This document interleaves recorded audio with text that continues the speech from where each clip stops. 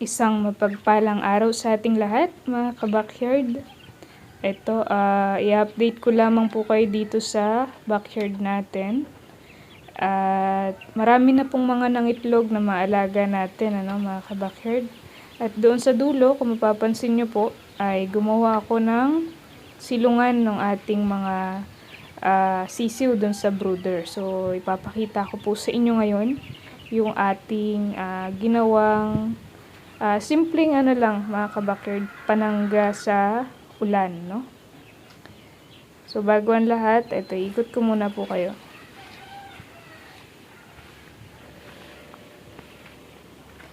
Ayan siya. Ganyan lang naman mga ka-backyard para yung mga babagsak sa yero na tubig ay hindi po direkta na mapupunta doon sa ating brooder. Ayan. So, dito ay lalagyan ko po ng pabigat pa niyan. Ayan, para hindi po siya sumasayad doon sa mismong brooder natin, no? May tendency po kasi na tumulo ito kung hindi nakaslant yung ating tarapal. Ayan. So, lalagyan ko ng bato siguro dito sa ilalim niya, mga ka-backyard, para ganyan. At direktang malalaglag yung tubig dito sa baba, no? Or aagos. Hindi po mapupunta dun sa loob ng brooder natin. Ayan, ganyan lang po kasimple yan, mga ka-backyard. At dito naman, yung ating mga rabbit. Ayan. Nga pala mga ka-backyard, nanganak yung isang rabbit natin, pero hindi po namin alam, no? Dahil nga isinalang ko lang yung back doon sa, dough natin noon. So, ito mga ka-backyard, mulberry to, na pinutol, malaking puno. Pero tumubo siyang ganyan kahit wala siyang ugat, no? Ayan. Dito kumukuha kami ng pagkain ng rabbit minsan. So, ayun, nanganak siya ng walang sign. Kaya hindi po namin nakita. At dilanggam yung kanyang mga anak, mga ka-backyard. Kaya walang natira at wala pong nabuhay.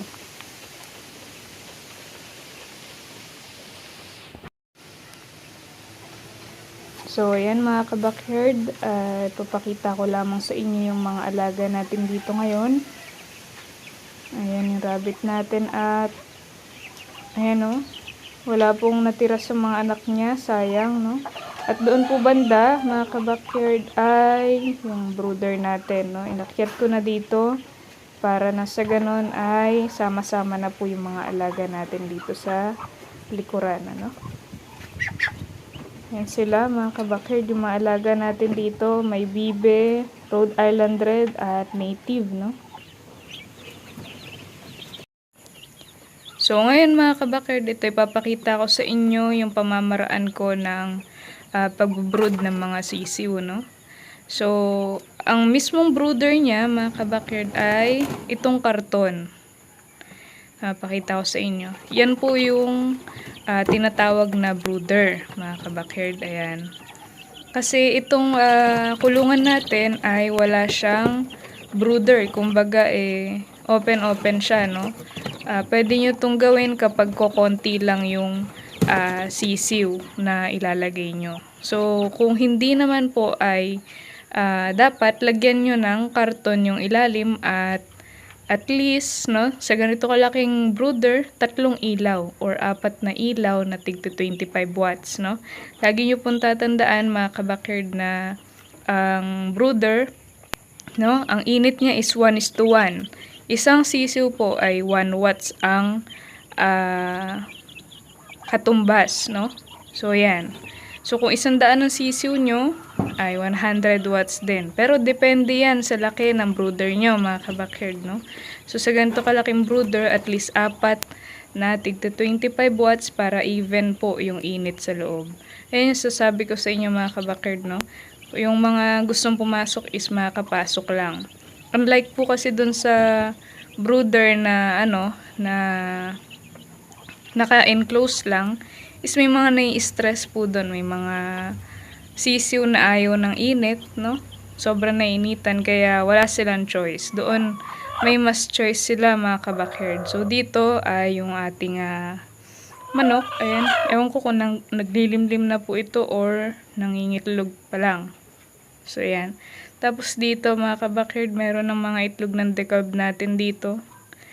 Ayan. Ayan, ganyang kalalaki yung itlog ng dekalb. Ito po yung binebenta nila na sinasabi nila na organic egg, no? So hindi yan magiging organic as long as hindi po organic ang inyong pinapakain. Yan po yung lagi niyong tatandaan mga ka-backyard na ang salitang organic is napakalalim po. Dapat ay talagang organic. No? Pati pakain, inumin, wala po dapat antibiotic. So yan, meron po nagtanong sa akin mga ka-backyard kung anong ginagawa ko sa mga itlog na madudumi bago ko isalang sa incubator, no? So yan, maraming beses ko na rin pong itinuro sa inyo or na-share yung mga itlog na may mga dumi ng inahin, no? So yan, kung gusto nyo pong ma-achieve yung ganito kalinis na itlog mga ka-backyard is dapat ay nasa maganda din yung itlogan ng inyong mga inahin, no? Nasa taas or yung hindi po nila naaapunan. So yan, kagaya po nito, no? So, yung kagaya po ng sinabi ko dati, mga ka-backyard, na as long as hindi pa po na uupuan or nalilimliman ng inahin yung itlog na isasalang nyo sa incubator, ay pwede nyo pa rin po yun na hugasan, no? Ganun po ang ginagawa ko bago ako magsalang sa incubator. Hinuhugasan ko muna yung mga itlog para maiwasan din po natin yung pagkabulok nito, no? Mga ka-backyard. So, yan mga ka-backyard, kung mapapansin nyo, ito, palitan muna natin ng tubig itong ating inuman at paliguan ng ating mga alagang bibe, no? So, sa susunod, magpapagawa na po siguro ako ng kanilang inuman at paliguan. So, sa ngayon ay ganito muna, no? Para mas madali lang din na nililinis. So, dapat ay may malinis lagi silang inuman, mga ka-backyard. Kasi, yan, kahit na ganyan sila, ay kailangan din po nila ng malinis na paliguan at malinis na inuman. Dahil, kung mapapansin nyo mga ka-backyard, minsan kapag madumi na yung tubig nila, hindi po nila yun pinagliliguan, no? Ayan. So, kung mapapansin nyo mga ka-backyard, dati itong ating gripo ay nandoon banda, no? Katabi nung ating mga minarkot na kalamansi, no? So, sa ngayon, inilihis po namin dito dahil nagpagapang naman po ako ng tubig dito sa likuran, ay flexible pipe po ang ginamit ko, no? Kaya madali lang po namin na inilihis itong ating gripo, no? Para hindi po nakaharang or nakaharang doon sa ating daanan, at para malawak na din po or maluwag na din po yung ating ginagalawan, no? So yan mga ka-backyard, mapapansin nyo, no? Kanina hindi nila pinapansin yung tubig dito. So nung pinalitan ko, ayan, no, nagsisiligo na sila at umiinom na din. So ganyan mga ka-backyard, hindi nila gusto yung maduming tubig, kaya doon din nagkakasakit yung mga alaga nating bibe kapag pumadumi yung kanilang painuman, no? Kahit ganyan lagi yung mga yan mga ka-backyard, kahit maputik, tsagain nyo po na palitan yung kanilang painuman at paliguan. Ayan. Kailangan po talaga nila ng malinis na supply ng tubig. Ayan. Kaya dito ako medyo napapagastos ng tubig dito sa mga bibe natin dahil ayaw nila ng madumi, no?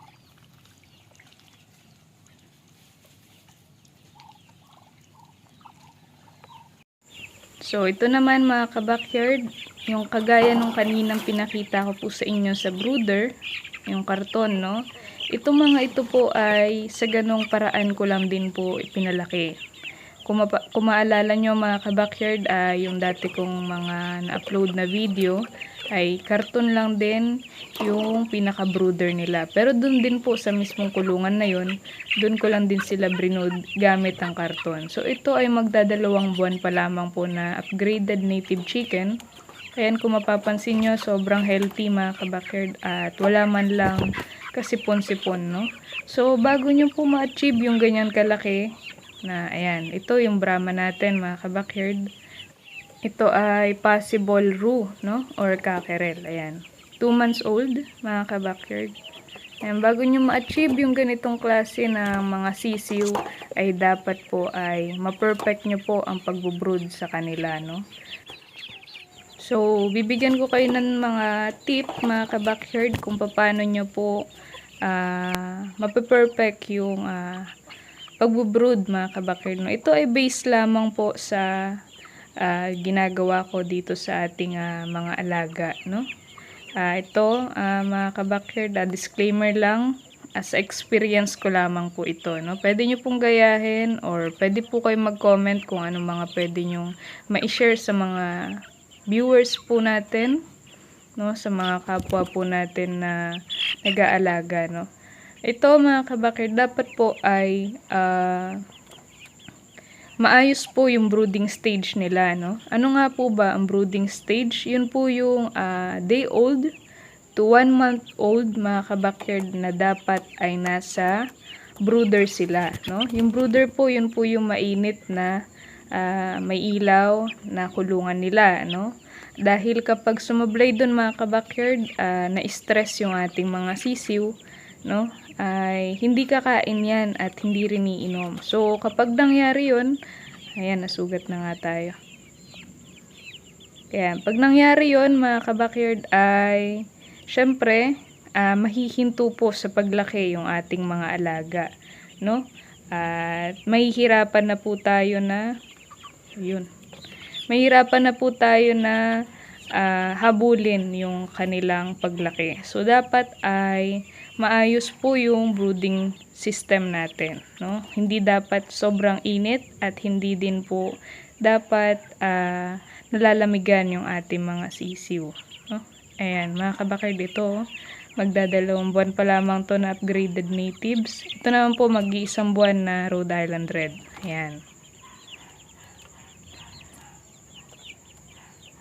So, kung mapapansin nyo, wala silang sipon, halak, no? Dahil itong kanilang pinagkulungan ay open-open po. Yung true and true yung hangin. So, yan. Isa din yun na maganda.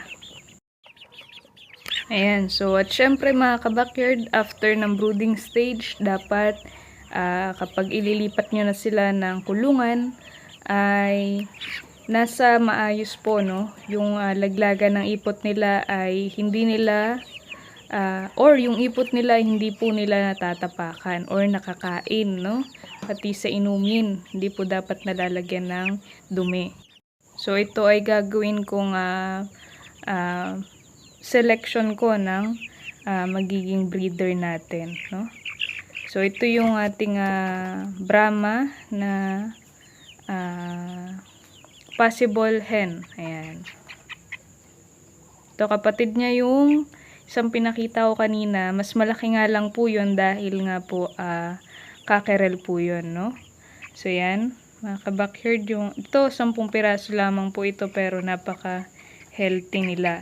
Yung mga shinare ko sa inyo mga kabakyard, base lamang po yun sa experience ko, no? So kapag hindi po kayo agree sa mga sinabi ko, ay syempre po iba-iba po tayo ng experience sa pagmamanok mga kabakyard, no? Yun lamang ang base lamang yun. Nag-base lamang ako sa mga na i-encounter ko dito sa ating backyard, no?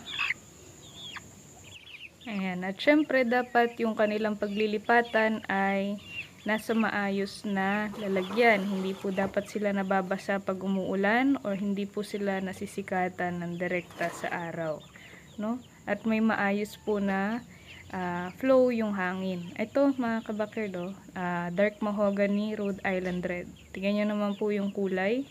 Ito ay mag-iisang buwan pa lamang din. Kapatid nito yung una ko pong pinakita sa inyo, no? Ayan. Ito ay ikikip ko dahil napakaganda po ng kulay niya, pati yung kanyang tuka mga kabakyard. Ayan, no? Dark na dark. So ayan, bago matapos yung video na to mga kabakyard, gusto ko lang pakita sa inyo, ito after nilang kumain, no? Ito yung sinasabi ko sa inyo mga kabakerd na kapag nilalamig sila, ay kusa po silang pumupunta dito sa ginawa nating brooder nila, no? Itong karton na merong entrance at exit nila. So, bahala sila dyan kung gusto nilang magpainit or gusto nilang lumabas, no? Yan po yung sinasabi ko na meron silang choice, depende sa gusto nilang temperatura, no?